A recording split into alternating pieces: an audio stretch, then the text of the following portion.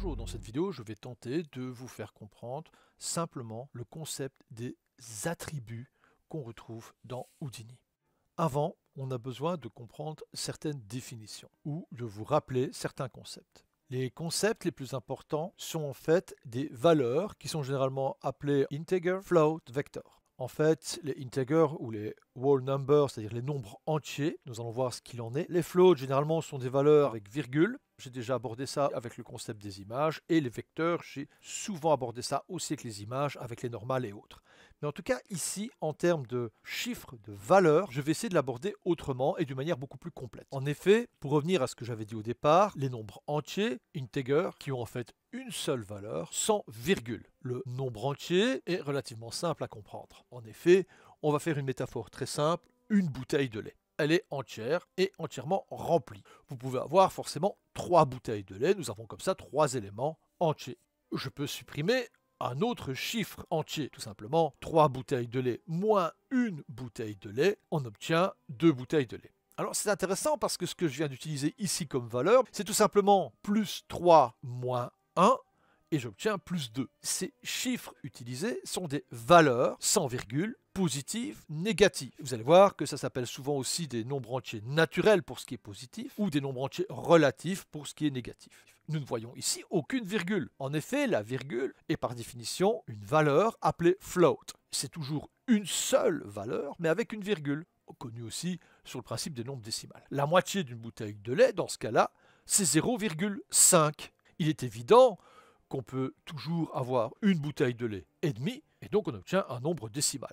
Une valeur virgule quelque chose, c'est donc une valeur float. Cette valeur avec la virgule, question de philosophie, est-ce que ma bouteille est à moitié vide ou à moitié remplie? De toute façon, cette valeur positive et ou négative est toujours une valeur float, parce qu'elle a une virgule et une valeur après cette virgule. Les vecteurs maintenant.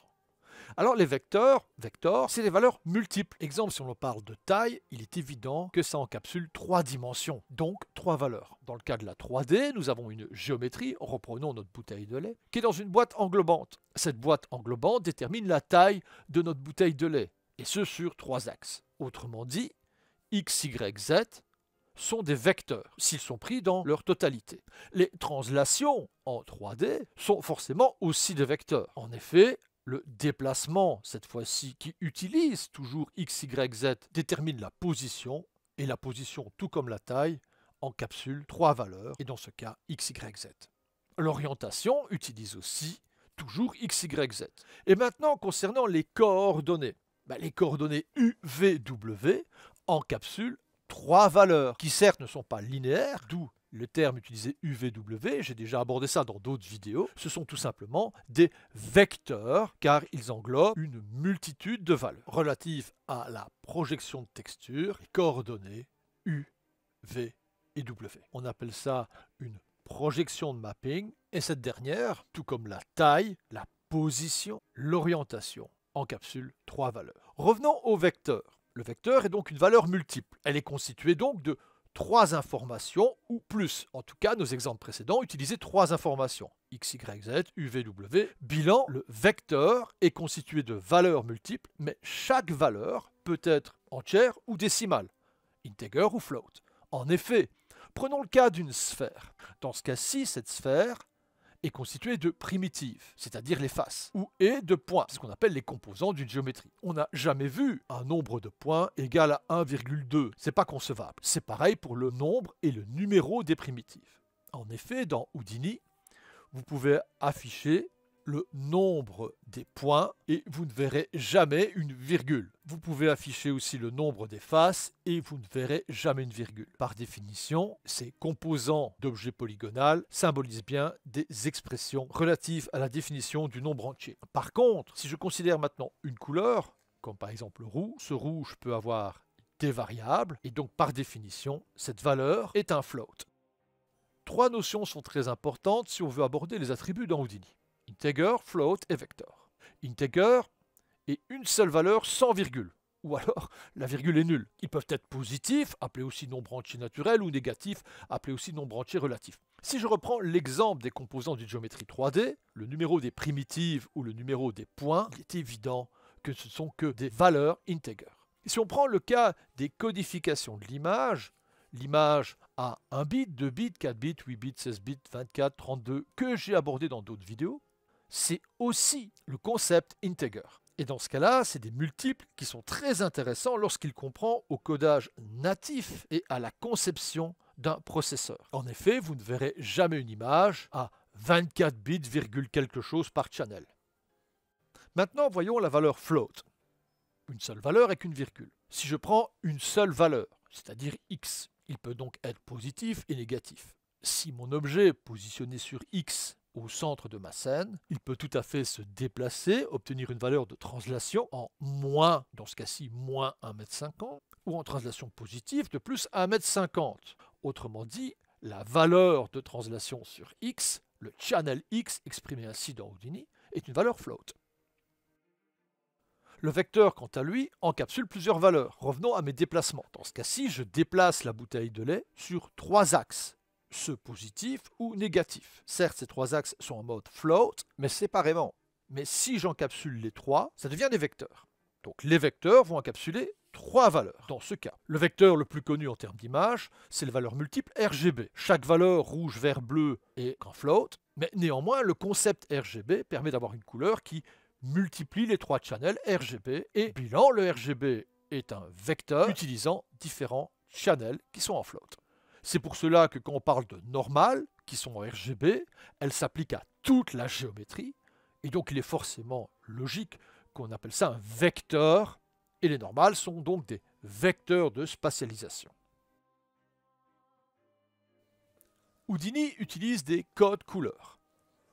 Integer, float, vector sont 3 choses principales. J'espère que maintenant c'est beaucoup plus clair pour vous dans leurs concepts respectifs. Les couleurs utilisées pour tout ce qui est integer, bleu. Pour le float, c'est une autre couleur mélangeant un peu le bleu et le vert. Et pour les vecteurs, c'est une couleur tirant vers le vert.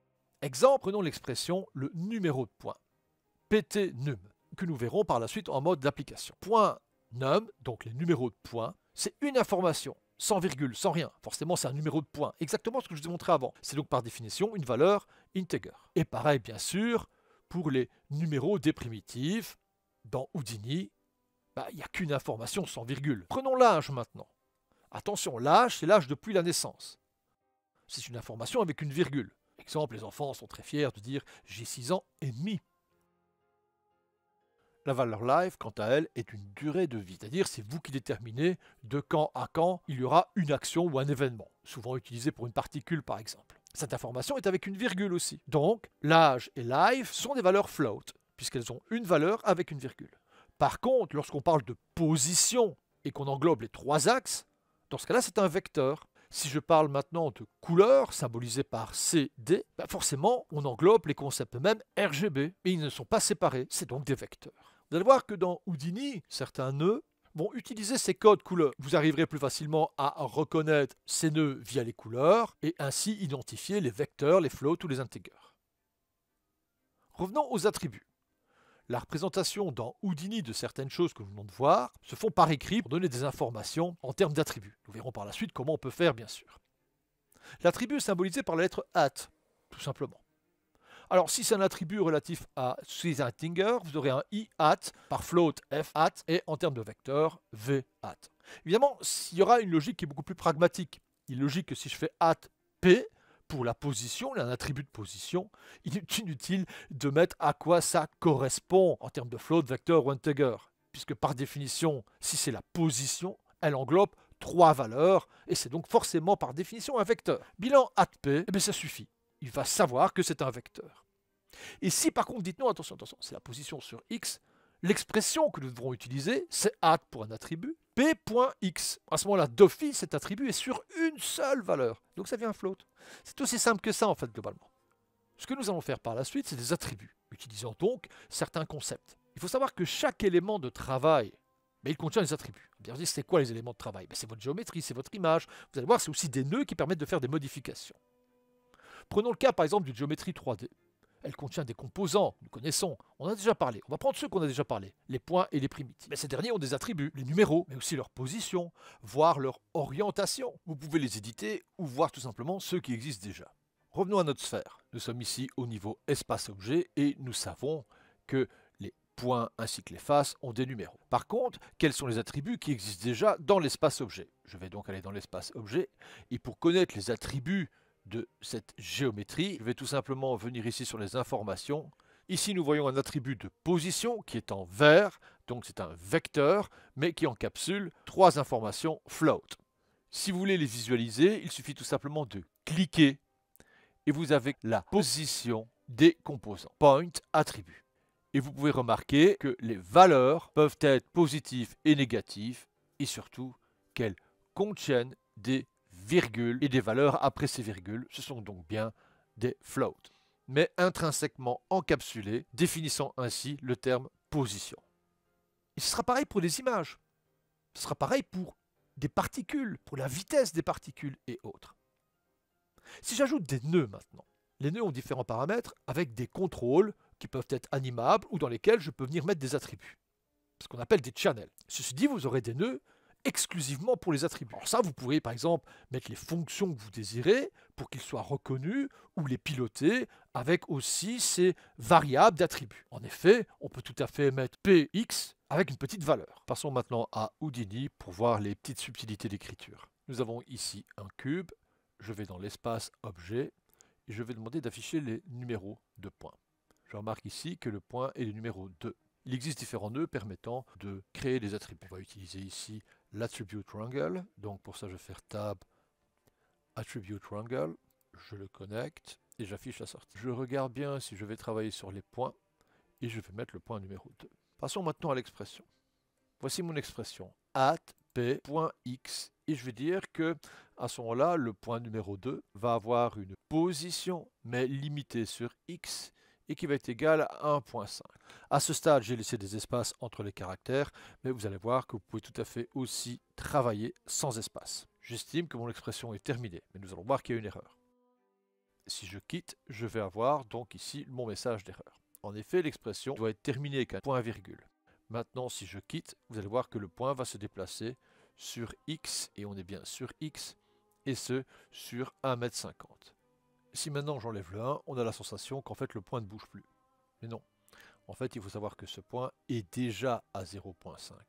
En effet, si vous avez créé la boîte à partir du milieu de l'univers, la position de cette boîte étant au centre, la taille de cette boîte mesurant par défaut 1 mètre, il est évident que la position du point 2 par rapport au centre, et ce sur x, est égale à 0,5 m, c'est-à-dire 50 cm.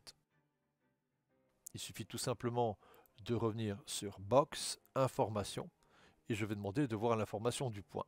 Et nous remarquons que le point est déjà à la position 0.5.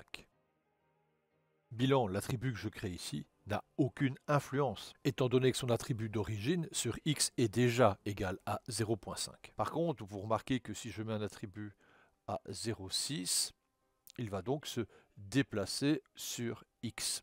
Attention, comme je vous ai dit, les attributs existent déjà d'une manière native, donc vous pouvez modifier la valeur existante, mais si c'est la même, il est évident que vous n'aurez aucune modification.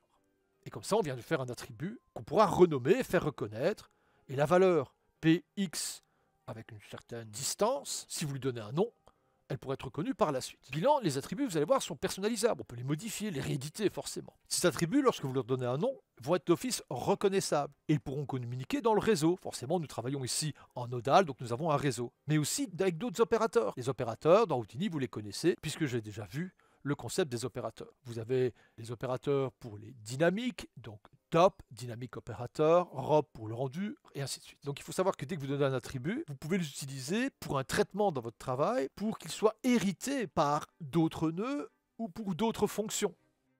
Mais ça, c'est pour les prochaines vidéos relatives à la découverte des attributs. À bientôt!